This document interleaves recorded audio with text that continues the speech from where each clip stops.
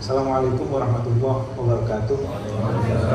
Alhamdulillahirabbil alamin, hamdan yafuqu wa yafiqu hamdal hamdin, sallallahu ala sayyidina Muhammadin wa ala alihi wa sahbihi ajmain, amma ba'du. Alhamdulillah, pada sore hari ini menjelang Isya kita dikumpulkan dalam tempat yang berkeberkahan untuk membahas hal-hal yang sangat urgent dalam maslahatul hajj. Sebelum kita membahas tentang masalah muharramatul hajj dan juga dam, sedikit saya ingin mengulas tentang masalah ta'riful hajj agar nanti ada kaitannya dengan apa yang kita wajib untuk melakukannya. Pertama, bahwa haji itu adalah sederhananya adalah al-qasdu ila baitul haram itu sukin. Jadi menyengaja untuk pergi ke Baitul Haram untuk nusuk, untuk ibadah. Nanti ada bisyaratin maksus, warkarin maksus dengan syarat tertentu dan rukun-rukun tertentu. Nah, untuk sampai pada kepastian kita secara prosedural itu sah dalam melaksanakan haji, itu ada 3 hal yang perlu diperhatikan. Yang pertama adalah ruknul haji, yang kedua adalah wajibatul haji, dan yang ketiga adalah mahdhuratul haji. Itu yang prinsip. Karena pertama, kenapa rukun haji itu menjadi penting? Sebagaimana dalam bahasa fikih, rukun itu adalah al-juz'u minal mahiyati allati la tahaqqaqu illa biha. Bahwa juz bagian dari sebuah mahiyah. Kalau dalam sholat itu mahiyah itu adalah sholatnya, juznya itu ada rukun, Fatihah dan sebagainya. Allati la tahaqqaqu illa biha. Yang semuanya itu harus terselesaikan semua, yang tanpa satu dari juz itu tidak ada, maka ini tidak sah. Mungkin kalau kita lihat dari rukun-rukunnya haji itu, salah satunya adalah niat, niatul haji. Niatul haji itu hukumnya termasuk min arkanil haji. Jadi kalau sampai dia terakhir melaksanakan haji itu tanpa niat, maka wala yu'tabaru bi anna hajjuhu shahih. Hajinya itu tidak dianggap sah. Atau misalnya wukuf di Arafah, itu termasuk arkanul haji. Nah, sederhananya rukun haji itu fala tabdilalah. Jadi tidak ada bahasa gantian atau bahasa badalan, itu enggak ada. Itu hukum aslinya.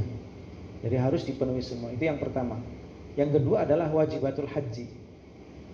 Wajibatul haji, kalau kita melihat pada terminologi atau definisi umum dari kata-kata wajib adalah ma yuthabu ala fa'ilihi wa yu'aqabu ala tarikihi. Jadi kita melaksanakan mendapatkan pahala, tapi tidak melaksanakan mendapatkan dosa. Berbeda haji, wajib dalam pengertian umum dan wajib dalam pengertian haji. Karena dalam pengertian haji, wajib itu adalah sesuatu hal yang dianjurkan untuk dilakukan. Bila tidak dilakukan, itu tidak membatalkan hajinya. Tetapi yubdalu bil fidyati audamin, tapi diganti dengan fidyah ataupun dam. Nah, wajibatul haji seperti kita ketahui sekitar ada tujuan ya, termasuk al-miqat minal makan. Kalau kita ahli Indonesia itu bisa di Yulamlam atau bisa di Jeddah, untuk ahli Madinah itu bisa di Bir Ali, untuk ahli Mekah itu bisa di Tan'im, bisa di Ji'rona, bisa di Hudaybiyah, untuk ahli misalnya di daerah Abu Dhabi dan sebagainya itu Zuhfah dan lain sebagainya. Itu mikot makani. Jadi starting awal sebelum kita melaksanakan haji itu disitulah mulai niat. Itu hukumnya wajib.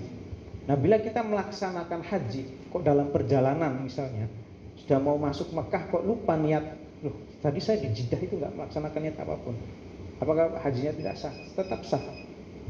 Yang penting setelah itu adalah tadakhul fin niyah, langsung kita melaksanakan niat. Tapi bila memungkinkan ya kita kembali lagi ke Jeddah, yaitu tanpa nanti atau fidyah ataupun tanpa membayar dam. Itu tentang wajibatul haji. Jadi wajib haji itu dianjurkan untuk dilakukan, tapi bila tidak melakukan maka wajib membayar dengan ganti fidyah. Jadi itmamul haji bitarkihi wa damun au fidyatun au hadyun. Jadi 3 itu kata-kata dam, terus kata-kata fidyah, kata-kata hadyu itu makna muradif, mana yang hampir sama dalam pengertiannya, tapi dalam pelaksanaannya itu beda. Yang ketiga adalah mahdhuratul haji, hal-hal yang diharamkan di dalam haji, atau kalau dalam bahasa sholat itu mubtilat, hal-hal yang membatalkan haji atau membatalkan sholat kalau dalam istilah sholat. Mahdhurat itu seperti itu. Nah, terkait dengan spesifikasi pembahasan di sini adalah tentang mahdhuratul haji dan dam. Kalau kita melihat dalam tradisi kitab fikih, mahdhuratul haji itu sekitar ada 10-an ya. Ada 10-an. Yang pertama adalah tidak diperbolehkannya menggunakan pakaian yang mukhit, itu mahdhuratul haji, yang pakaian yang tidak boleh menggunakan wangian, tidak boleh akdun nikah, tidak diperbolehkan mubasyarah pertemuan kulit antara laki-laki dan perempuan bisyahwatin, itu termasuk mahdhuratul haji. Nah, terus apa konsekuensi atau akibat dari kita melaksanakan hal-hal yang diharamkan di dalam haji? Bisa saja hal-hal yang diharamkan di dalam haji itu nanti ada beberapa tipikal, atau larangan haji dan umroh itu ditinjau dari konsekuensinya itu nanti ada 4. Ini kita belum membahas masalah dam. Jadi mahdhuratul haji, jadi hal-hal yang kita lakukan dari hal yang tidak diperbolehkan untuk dilakukan, kok kita melakukan, itu ada 4 konsekuensinya. Yang pertama adalah diperbolehkan, tetapi ketika ada hajat tidak berdosa dan tidak wajib membayar dam. Jadi diperbolehkan idah taja, diperbolehkan ketika ada hajat. Yang kedua adalah klunya tidak berdosa, dan yang ketiga adalah tidak wajib membayar dam. Seperti apa? Lubsul mukhit, memakai pakaian yang berjahit ketika tidak ditemukan satupun pakaian yang layak untuk digunakan untuk ihram. Tentunya ini sebagai mahdhuratul haji. Kalau kita melihat dari konteks awalnya itu ada fidyah atau ada dam. Tapi kalau kita spesifikasikan pada mahdhuratnya, hal-hal yang kita lakukan dalam keharumannya, itu mempunyai konsekuensi khusus. Atau misalnya menghilangkan kuku ketika melukai. Jadi ada misalnya kuku itu nancep ke dalam daging sehingga menyakitkan. Itu kita butuh untuk mencabut kuku itu. Mencabutnya hukumnya apa? Berdosa tidak? Tidak berdosa. Hallahu fidyatun atau hallahu fidyah. Apakah dianjurkan untuk membayar fidyah? Tidak. Itu yang pertama. Yang kedua adalah konsekuensi dari larangan haji. Itu yang pertama. Yang kedua adalah dosa tapi tidak membayar dam. Dosa tapi tidak wajib membayar dam. Contohnya apa? Akdun nikah wa mayatalab biha. Akad nikah atau hal-hal yang berkaitan dengan pelaksanaan nikah, menjadi wali, menjadi syahid, menjadi muakkid atau menjadi itunya, itu hukumnya berdosa. Tapi apakah konsekuensi dari pelaku dosa itu wajib kita membayar dam? Tidak. Itu yang kedua. Atau misalnya bersentuhan dengan wanita tapi ma'sadir, yaitu dengan dengan itu tanpa langsung, atau nadru bisyahwat, melihat dengan syahwat, itu berdosa tapi tidak mengharuskan membayar dam. Coba kita bayangkan kalau kita misalnya di Saudi melihat orang lain dari Cina dan sebagainya, pasti kan ada mailul qulub ilaiha, kecenderungan hati ke dia. Nah, kalau kita setiap kali melihat perempuan atau yang perempuan melihat laki-laki bisyahwat, terus ada dam, sudah berapa kambing kita harus, atau berapa hari kita harus berpuasa dan sebagainya. Itu yang kedua. Yang ketiga adalah tidak berdosa tetapi wajib dam. Tidak berdosa tetapi wajib dam. Contohnya adalah seperti tahiyatul ra's, menutup kepala. Itu tidak berdosa. Misalnya dia bil jahal, tidak diketahui hukumnya, atau dengan sengaja karena panas dan sebagainya, itu hukumnya tidak berdosa, tetapi wajib baginya untuk iqta'ud dam. Itu yang ketiga. Dan yang ketiga adalah, yang keempat adalah dosa dan wajib membayar dam. Itu seluruh hal-hal yang sebelum dijelaskan di sana, seperti misalnya dosa misalnya al-jima' qabla at-tahallul awal dan lain sebagainya. Nah, terus yang kedua tentang masalah tudam, itu sifat tudam berakibat dari efek dam itu sendiri. Yang ketiga adalah spesifikasi tentang dam. Apa sih yang disebut dengan dam itu?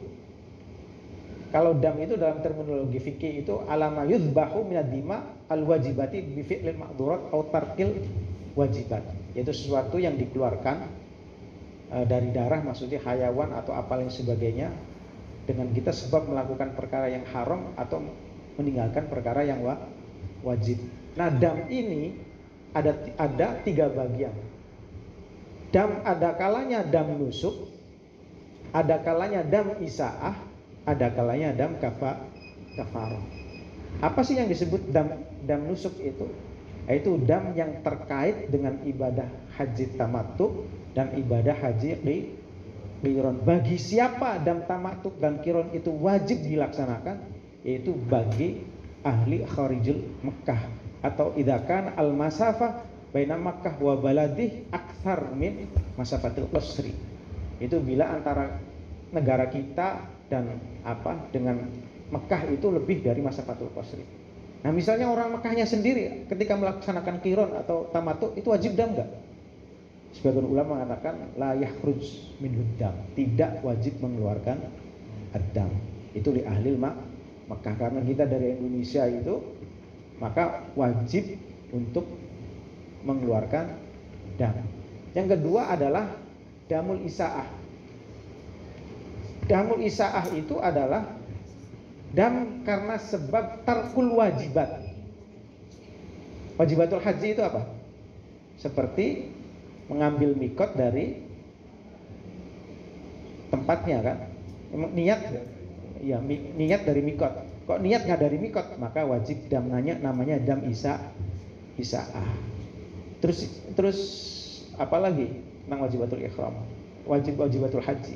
Misalnya tidak mabit di Mina, tidak mabit di Muzdalifah dan lain sebagainya. Itu namanya dam isaah. Terus yang ketiga adalah dam kafaroh.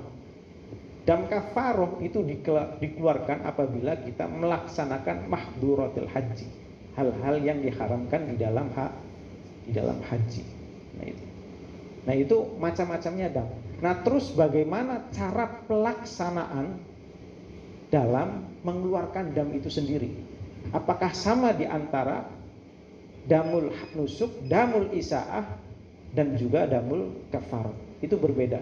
Ini dibagi lagi menjadi 4 bagian lagi kalau mau jelas secara spesifik. Pertama tahhir aja, at-tahhir wa takdir. Tahhir itu boleh memilih, takdir itu sudah ditentukan, cara pengeluarannya itu sudah ditentukan. Nah, misalnya tahhir wa takdir itu seperti apa? Seperti kita mencukur rambut lebih dari 3. Itu maka damnya at-tahhir wa takdir. Tahhirnya apa? Tahhirnya itu baina salasa, antara 3. Yang pertama adalah dzabhu syatin, menyembelih kambing. Yang kedua adalah saumu salasata ayyam, atau puasa 3 hari. Dan yang ketiga adalah bisa iqtaul masakin, itu memberikan it'amul masakin, memberikan 6 orang miskin. Jadi misalnya mencukur rambut lebih dari 3, menggunting kuku lebih dari 3, menutup wajah bagi perempuan kalau misalnya tidak dibutuhkan. Makanya kalau menurut Syafiatul Ashhur itu tidak diperbolehkan perempuan menutup wajahnya. Kalaupun menutup harus ada jarak yang melonggarkan dari wajah ke penutupan itu sendiri. Atau mahdhuratul haji itu seperti memakai minyak wangi dan lain sebagainya. Nah, itu termasuk tahyir wa takdir. Artinya apa? Kalau kita melakukan itu, maka diperbolehkan. Pertama adalah menyembelih kambing. Aduh, terlalu mahal, turun aja ke puasa. Ya sudah, silakan puasa. Paling mentok-mentoknya milihnya langsung yang ketiga, it'amul masakin. Nah, it'amul masakin itu berapa ukurannya? Jadi it'amul sittah masakin mengeluarkan makanan 6 untuk orang miskin itu kira-kira 8. Satu orang itu 1,3 kilogram kali 8 aja. Berarti sekitar berapa real? Antara 10 sampai 15 real. Satu realnya itu berapa? Beras itu 1 kilonya berapa? Itu aja misalnya 8. Ya sudah 8 kali berapa? 8 misalnya 10 kali 6 ya berarti sekitar 60 real. Itu sudah selesai. Itu namanya tahyir wa takdir. Terus yang kedua, tadi kan dijelaskan bahwa mencukur rambut kalau lebih dari 3. Nah, kalau misalnya 1, apakah wajib mengeluarkan dam? Tidak, tapi wajibnya itu mengeluarkan fidyah. Mengeluarkan fidyahnya berapa? Itu 1 mud. 1 mud itu berapa? 7 on.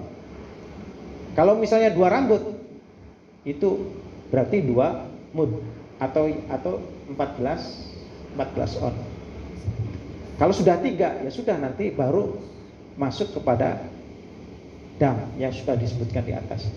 Nah, terus yang kedua, cara mengeluarkan dam itu ada yang disebut dengan at-tartib wa ta'dil.